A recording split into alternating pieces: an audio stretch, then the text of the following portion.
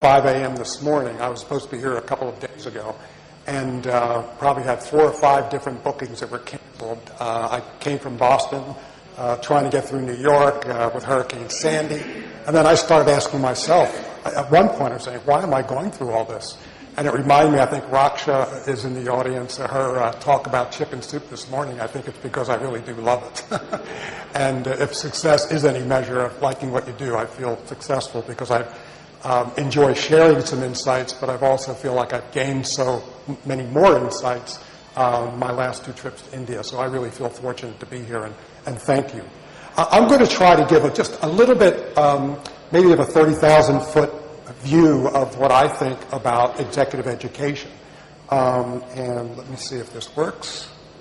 Okay.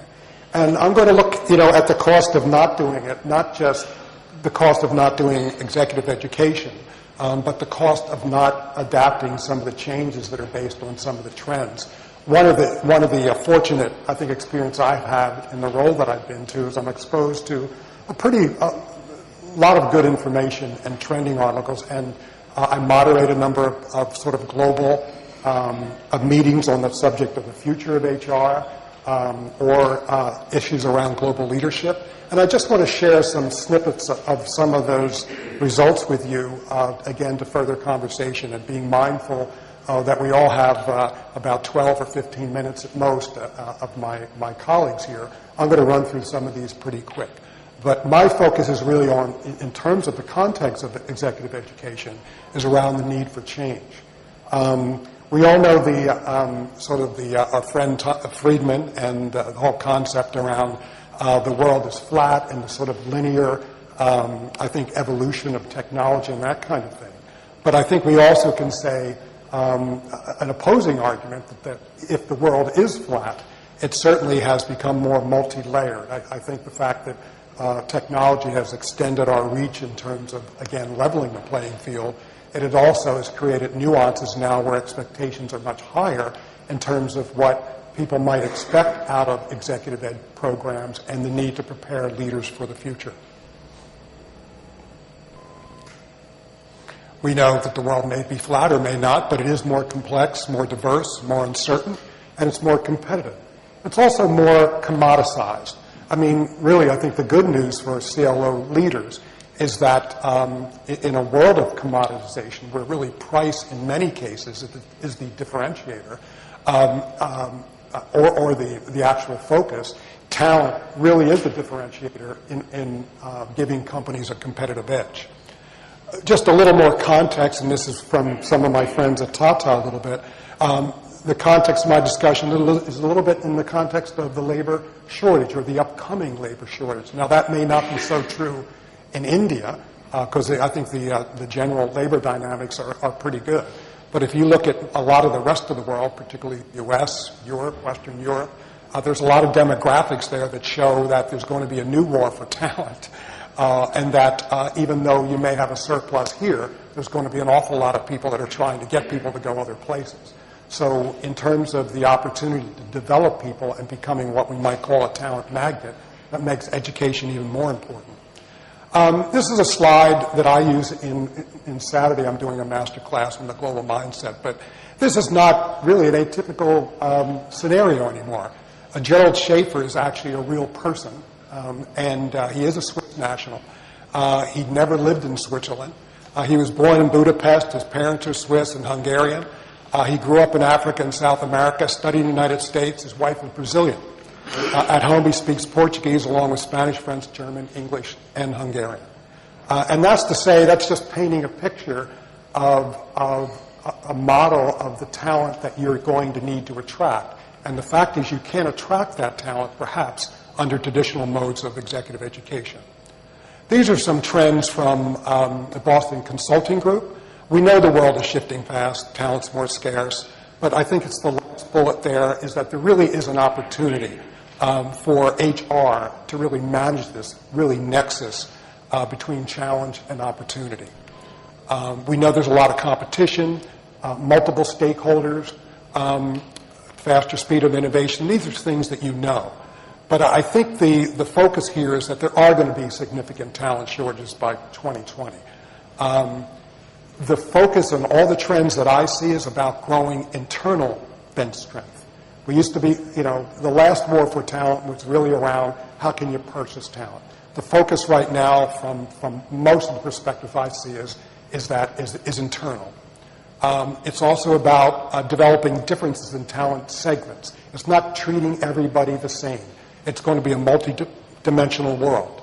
And how can you become, through your executive development or talent development programs, what we might call a talent magnet, where people want to go to your organization because it's an opportunity to grow.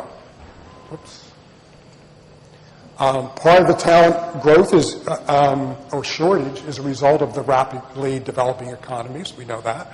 But it's also the increasing interdependence of economies on people and information. And because of that interdependence, it places much more responsibility for understanding the nuances of cultures and diverse teams and how you can sort of tap into the diversity of your teams. And there's a lot more career choices from the talent that you're trying to attract. I moderated a meeting in Brussels last and the focus of that meeting was considering, does HR need to be reset? Dr. Ed Lawler from the University of Southern Cal, that you may know, who's written numerous books on talent management, really raised the question, what is the reset for the future? And when you look at it, the reset really got down to HR's focus, almost outsourcing everything but their talent and their talent development. That really is the focus for the future. It was a global group. These are just some of the people. I think we had people from every continent, including our friend Satish from Tata, Jiao Lan from China, and Lenovo. But there was one thing everybody agreed on, and that was the need for a focus on talent and talent from within. Some of the key themes of that summit, again, talked about transformational change in terms of the way we look at the profession and the narrower but deeper focus on talent management. Inspired leadership and global mindset, developing leaders that do have a sense of the psychological, intellectual competencies that are required in a multicultural world. Building in-house talent, becoming a talent magnet, sustainability. A professor from Milan, Luca Solari, talked about moving from geology to ecology. Geology being the transactional nature of HR, ecology in terms of being a sustainable, strategic added value to an organization.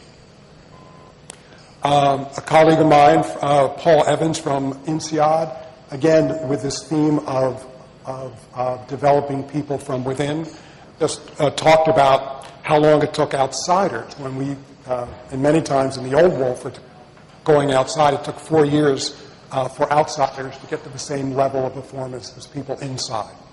And conversely, and this is a challenge for HR to fix, it took insiders 7 years to reach the same salary level as outsiders. Just building on, I think, the compelling argument that executive education is more important than ever. A.M. Hewitt does, in combination with Fortune magazine, and I've been a judge on these panels, does every other year top companies for leaders. And it's a real rigorous process. I mean, they don't just pick companies and rate them because they have good leadership programs. They rate them because there's about 4 or 5 financial screens that they have to pass before they even get to this point. If they get past those financial screens, which includes having a profit for the last 5 years, growth for the last 5 years, they cannot make this list. There's 478 global participants that participate, and it's culled down to 57 companies. They develop a top 25 globally.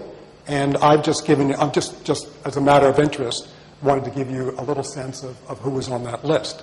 But again, the major themes that come out of there are themes that have come out of some of these other meetings. Talks about the emotional side of leadership and how you build that into your executive education programs. I think that means it really directs itself a little bit to the authenticity factor of leaders. Integration and embeddedness of leadership programs, this is from the top companies. One size fits none is a predominant theme.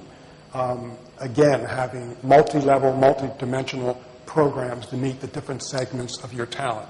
Diversity is a must. And a lot of focus on the values of diversity and the differences and added values that different thinking brings across the globe. Cultural agility, the ability to really work with diverse teams, understand the nuances that play between diverse teams, working with your teams to make sure that they are of a mindset that allows them to be an effective team. So it really gets down to you're going to be seeing diversity beyond tradition, global exposure, value-driven companies. How do you share those values across different cultures? Are they the same? Do people all agree with those values? And strong in-house development. The top companies really understand the linkage between investing in leaders and financial results. And as I was saying, all the companies on this list have passed a pretty rigorous financial level. These are some of the companies. You may recognize them. I know there's a number here in India that are well represented, just for your interest.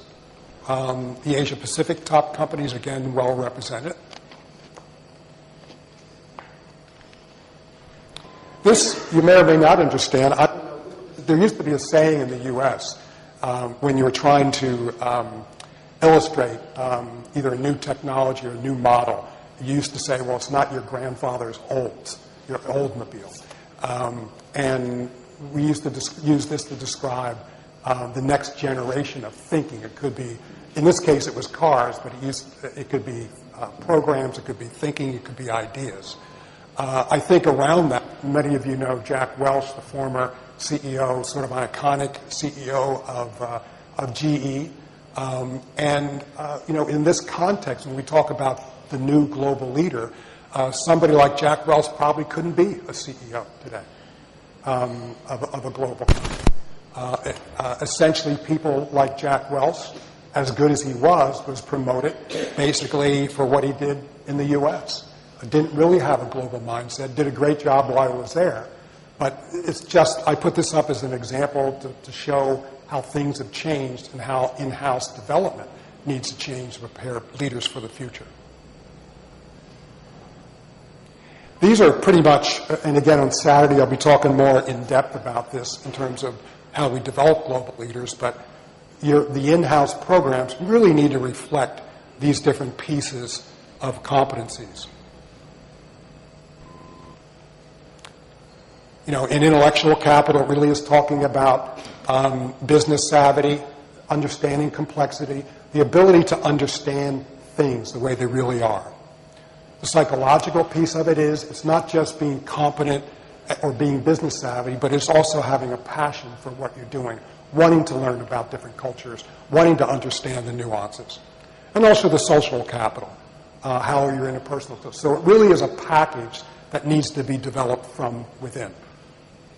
So finally get to a slide that does say the cost of not doing it, and you can add to that.